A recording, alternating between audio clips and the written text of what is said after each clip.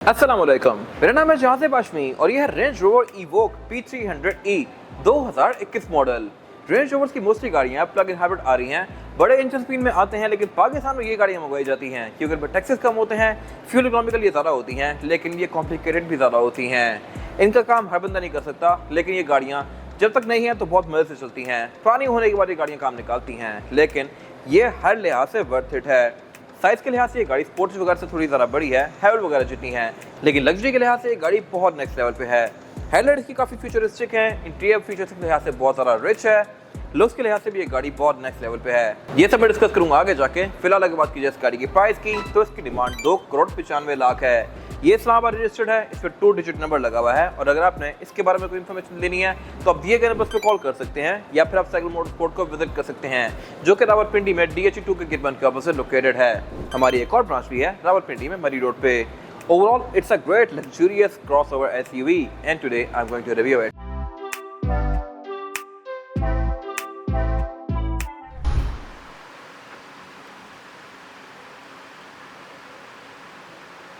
Let's start with the exterior of this car. Looks के लिहाज से ये गाड़ी मेरे ख्याल से तो बहुत ज़बरदस्त और फ्यूचरिस्टिक है, और इसमें 2 टोन फॉलो की गई हैं। एक तो ये गाड़ी ऑल ब्लैक है, लेकिन इसमें ये ब्रॉन्ज कलर के, कॉपर कलर के बहुत सारे अलग अलग फ्रिल्स दिए गए हैं। जैसे यहाँ पे फ्रिल्स हैं, इसके बैचेस ये ब्रॉन्ज कलर में हैं, यहाँ पे कुछ फ्रिल्स दी गई हैं, और ये इसकी लुक में काफ़ी अच्छा टच कर रही हैं। फिर इसके अलावा इस गाड़ी की हेडलाइट्स मेरे ख्याल से बहुत खूबसूरत हैं।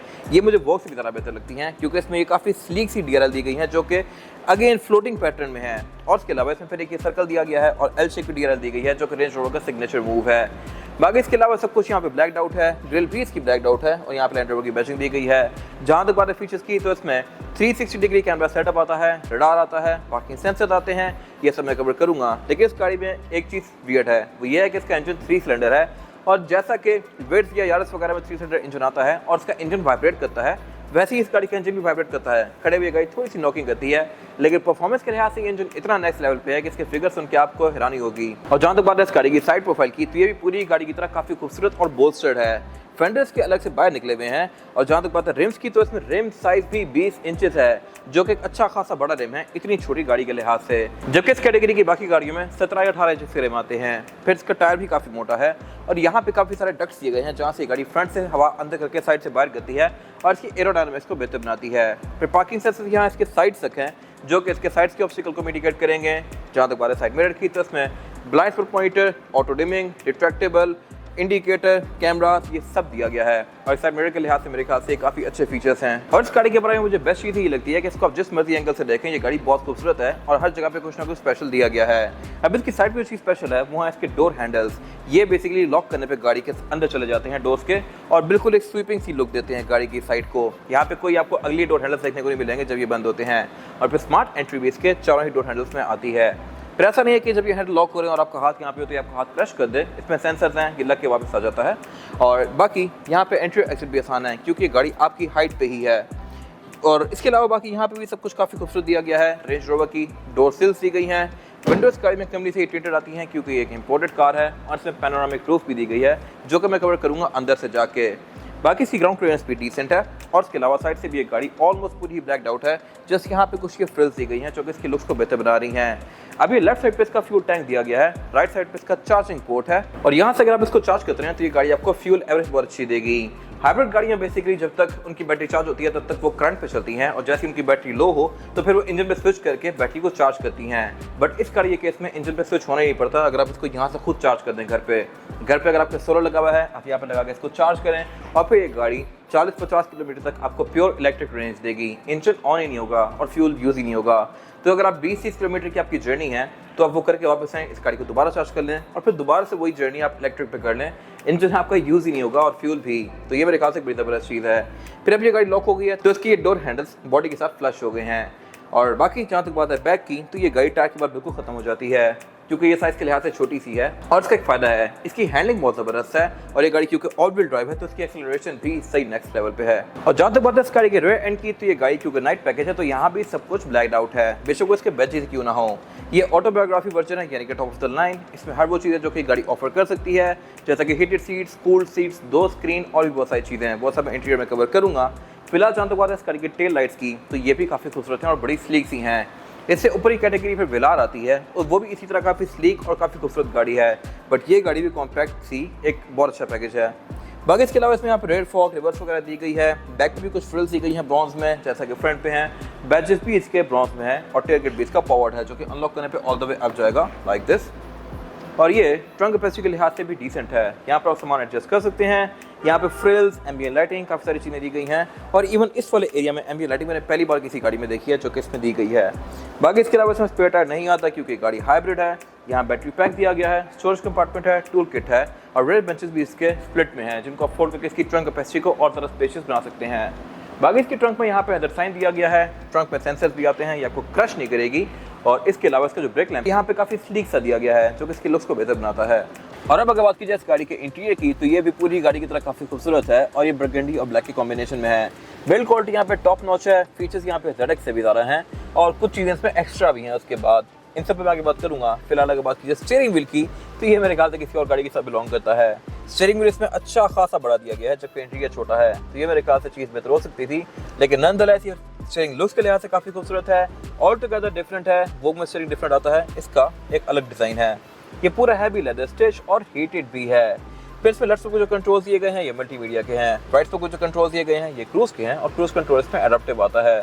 बाकी इसके अलावा हेडर के कंट्रोल्स में लेफ्ट पे दिए गए हैं, राइट पे इसके वाइपर्स के कंट्रोल हैं और जहाँ तक बात है इस गाड़ी के मीटर की तो ये पूरी स्क्रीन है। स्पीड लिमिट इसकी 280 तक है जो कि अगेन मेरे ख्याल से एक बहुत ज़बरदस्त चीज़ है और इस डिस्प्ले को आप चेंज भी कर सकते हैं अपनी मर्जी के लिहाज से।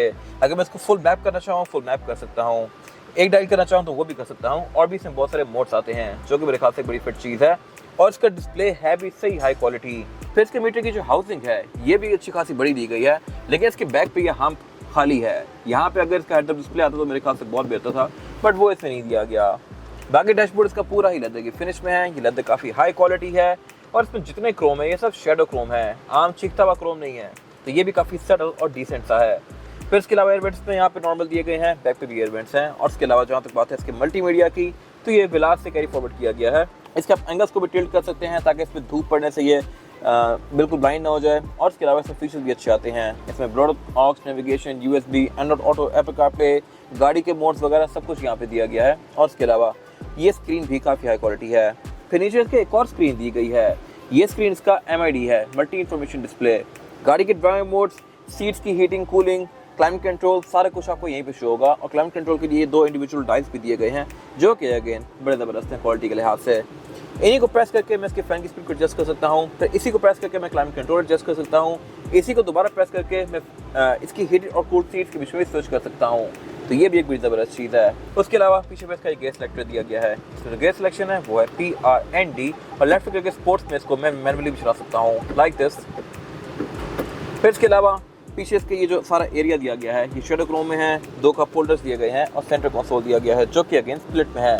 इसको मैं अलग अलग ओपन कर सकता हूँ इस तरह से और इसकी भी कैपेसिटी डिसेंट है, यहाँ पर आउटलेट्स भी दिए गए हैं और स्टोरेज कैपेसिटी भी ठीक है।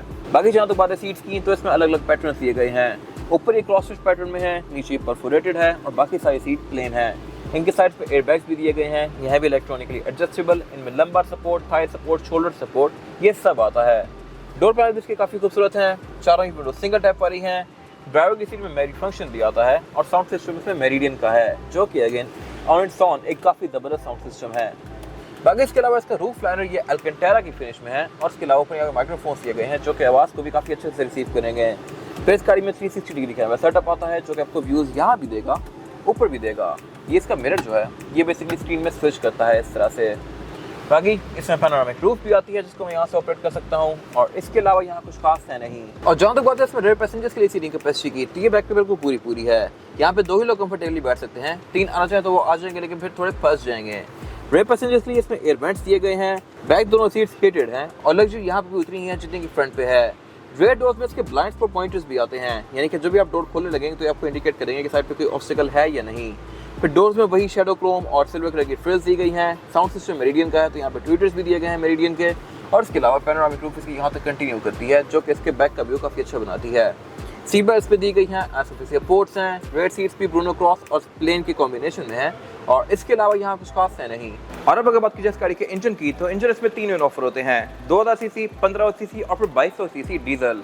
2000 और 1500 पेट्रोल है, ये गाड़ी 1500 है, प्लग इन हाइब्रिड है और ये गाड़ी टर्बोचार्ज्ड भी है, तो ये गाड़ी कंबाइंड एक काफ़ी अच्छा परफॉर्मेंस फिगर प्रोड्यूस करती है। अब देखने को इसका इंजन भी काफ़ी छोटा सा है, इंजन भी काफ़ी छोटा सा है, लेकिन ये बहुत पावरफुल है। ये गाड़ी 304 हॉर्स पावर प्रोड्यूस करती है, ऑल्दो ये इंजन सिर्फ 1500 है। 15 सीसी इंजन यारिस भी ऑफर करती है, सिटी भी ऑफर करती है, लेकिन इट्स ऑल अबाउट टेक्नोलॉजी। इसके साथ हाइब्रिड मोटर है, इलेक्ट्रिक मोटर है और उसके बाद फिर टर्बोचार्जर भी है, तो ये एक इतना अच्छा फिगर निकाल रही है। बाकी इसके अलावा अगर आप और गाड़ियां भी देखें, रेंज रोवर वोग देखें, तो वो गाड़ी एक full size long wheel base SUV है, बट उसमें भी इंजन 2000 सीसी आ रहा है। अब इसका फायदा यह है कि अगर आप इसको हल्के पाँव पे चलाएं तो ये आपको एवरेज काफी अच्छी देगी। चार्जिंग पोर्ट्स का राइट साइड पे बैक पे दिया गया है, और इसके अलावा जहां तक बात है टैक्सीज की, तो वो भी इसमें कम पड़ते हैं। यही गाड़ियां अगर 3000 या 4000 सीसी होती तो ये अच्छी खासी महंगी होती। इंजन बेस काफी वेल इंसुलेटेड है, सब कुछ यहाँ पे टाइटली और नीटली पैक्ड है। फीचर्स यहाँ पे अच्छे हैं, इस तरह से कि इसमें ABS, traction control, drive modes, ये सब कुछ आता है, और इसके अलावा ड्राइव के लिहाज से भी ये गाड़ी बहुत स्मूथ है। बाकी बोनट इस गाड़ी का हाइड्रोलिक से ओपन होता है, यहाँ प्रॉपर इंसुलेशन दी गई हैं, एयर के काफ़ी सारे इंटेक्स दिए गए हैं क्योंकि इसकी परफॉर्मेंस फिगर्स बहुत ज़बरदस्त हैं। खड़े हुए इंजन काफ़ी वाइब्रेट करता है क्योंकि ये इंजन 3 सिलेंडर है, ये इसके बारे में एक वियर्ड इफेक्ट है। इसके इंजन के हुड के ऊपर भी यहाँ पे 3 लाइंस दी गई हैं जो कि शो करवा रही है 3 सिलेंडर इंजन है, और इसी वजह से इसमें नॉकिंग वाला थोड़ा सा इशू है, ये कांप रहा है खड़े हुए, बट स्टिल नॉनदलेस परफॉर्मेंस के लिहाज से इंजन आपको कहीं भी तंग नहीं करेगा। 3 सिलेंडर इंजन में नॉकिंग वाला इशू आता ही आता है। और अब अगर बात की जाए इस गाड़ी के टायर साइज की, तो इसमें टायर साइज है, ये है 245, 50 और 20। ये 20 इंचेस का रिम ऑफर करती है और टायर की थिकनेस भी 50 है, यानी कि टायर भी अच्छा खासा मोटा है, रिम भी बड़ा है, जबकि साइज के लिहाज से ये गाड़ी स्पोर्टेज वगैरह जितनी है, तो इस कैटेगरी के लिहाज से अच्छा खासा मैसिव रिम है, और ये आपको देख के भी आइडिया होगा। फिलहाल ये ग्रे में रैप हुआ हुआ है, ये रिम इटसेल्फ मेटालिक फिनिश में है और ऑलमोस्ट क्रोम आप कह सकते हैं। फिर ये गाड़ी क्योंकि हाई परफॉर्मेंस ऑटोबायोग्राफी वर्जन है, तो इसकी जो ब्रेक कैलिपर्स हैं ये रेड कलर के हैं, और फिर रेंज रोवर की बैजिंग भी दी गई है, और डिस्क भी इसकी अच्छी खासी मैसिव है क्योंकि इसके परफॉर्मेंस फिगर्स भी डिसेंट हैं, और उसी वजह से इसको रोकने के लिए फिर ब्रेक्स भी बड़ी चाहिए जो कि इसमें दी गई हैं। टायर की कंडीशन इस गाड़ी में ऑलमोस्ट ब्रांड न्यू है, ये आपको 25-30 हज़ार किलोमीटर और एक अच्छी राइड प्रोवाइड करेंगे। ये था आज का रिव्यू। अगर आपको रिव्यू पसंद आया है तो इसको लाइक कीजिए, मेरे चैनल को सब्सक्राइब कीजिए, और अगर आपके पास इस गाड़ी से रिलेटेड कोई राय है तो उसको कमेंट सेक्शन में शेयर जरूर कीजिएगा, ताकि वो लोग जो ये गाड़ी लेने वाले हैं वो आपकी राय से फायदा उठा सकें। अपना ख्याल रखिएगा। Thank you.